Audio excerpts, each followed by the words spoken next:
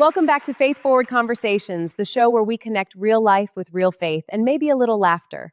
I know that many of us have had relationships that, for whatever reason, didn't work out. That experience can be devastating. Today, we will be talking about a subject that might hit home for a lot of you, if not all of you. Today, we're talking about something universal, painful, but deeply transformative: how to heal after heartbreak as a believer. As your favorite Holy Ghost-filled comedian host who is definitely still recovering from at least 3 heartbreaks, because some of these breakups don't just hurt your feelings, they take your appetite, your sleep, your edges, everything. Your edges, Sophia? Yes, your edges. Yes, it's the stress. It's hard out here in these dating streets. I believe that. Wow. Believers feel heartbreak on 2 levels, emotionally and spiritually. It's not just the loss of a person, it's the loss of prayers, dreams, and the future you imagined. Exactly. When you break up as a Christian, you're not just losing a man. You're losing your prayer partner, your future kids' imaginary names, and the church seats you two plan to share on Easter Sunday that he may or may not have even known about. That in itself is difficult. It really is. But the heartbreak is not evidence that God has abandoned you. Sometimes it's the opposite. Protection disguised as pain. Protection disguised as pain. That's good, Tina. Listen, we know that heartbreak is difficult, but we also know the mender of broken hearts. We're going to have a few words from our sponsor, but stay tuned.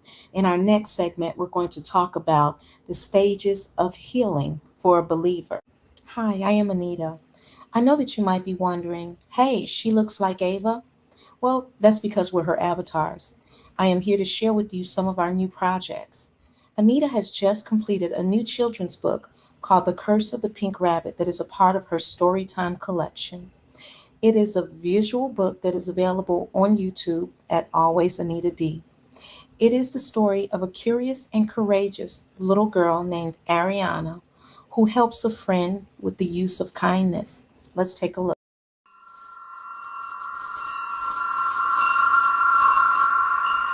Said softly, "Why are you so mean?" She snarled in frustration. "I don't answer to anyone." She was so mean that it was frightening. "Maybe someone should curse you for a change," I said as I ran to leave. Suddenly, with a flash, the wand flew out of her hand and into mine, and with an automatic strike like lightning, there was a flash. It was almost as if the wand had a score to settle. Mrs. Ratchet turned into a pink rabbit. She begged me to change her back, promising never to curse anyone again. I agreed on one condition.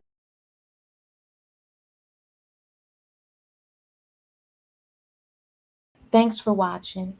Now back to Faith Forward Conversations. Sometimes breakups can be unexpected and seem to come out of nowhere.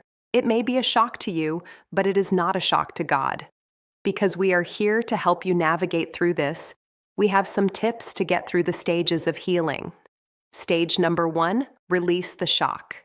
Feeling the pain is a natural part of the healing process. Heartbreak isn't healed by pretending you're fine. Grieving is not weakness. It's human. You might experience sadness, and that's okay. Yes.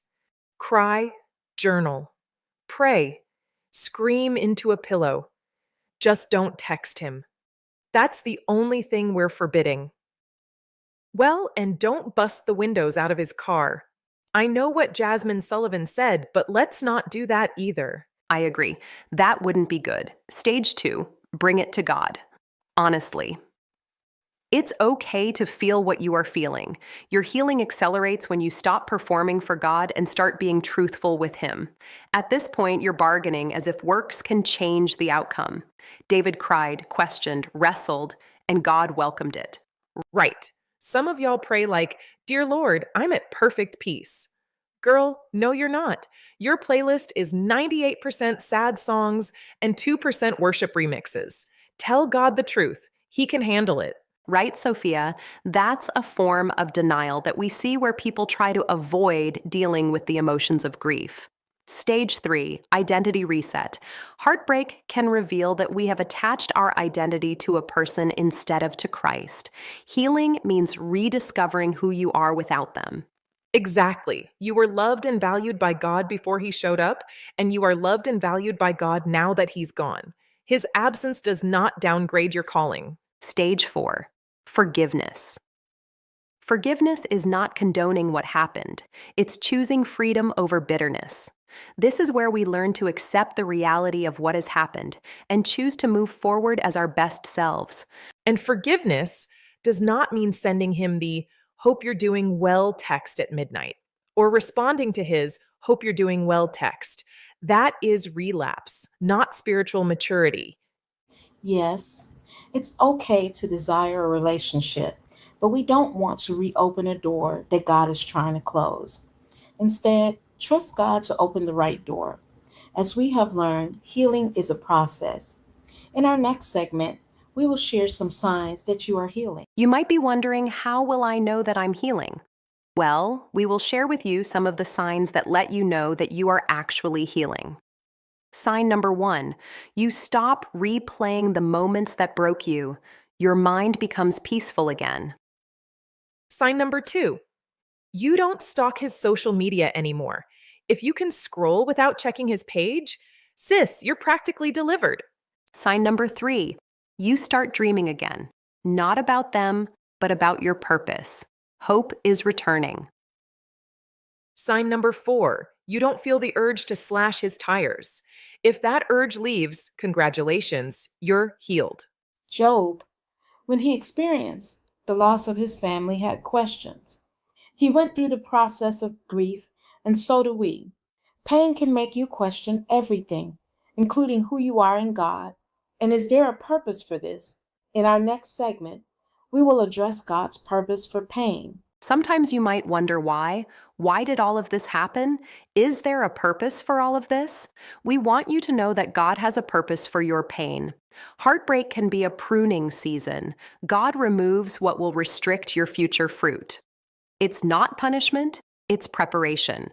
And sometimes the breakup is the blessing. If it ended, it was never God's plan for your destiny. God does not waste endings, he uses them. Isaiah 43:19 says, "Behold, I am doing a new thing." You can't embrace the new if you're clinging to the old.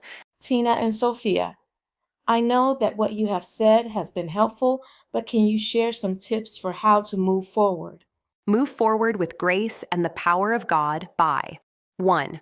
Getting rooted in community. 2. Focus on purpose, not pain. 3. Setting new boundaries. 4. Pray for discernment for your next season. When we face something devastating, there is always a next season that is filled with blessings. And I would add to that list number 5, glow up. Not for that person, for you. Healing looks good on you, sis. Heartbreak hurts, but it doesn't have to break you. God heals in layers, emotionally, spiritually, and practically. Thank you for joining us for episode number 2 of Faith Forward Conversations. If today encouraged you, send this to another sister who needs healing after heartbreak, and follow us for episode number 3 because we will be diving into another hot subject. See you next time.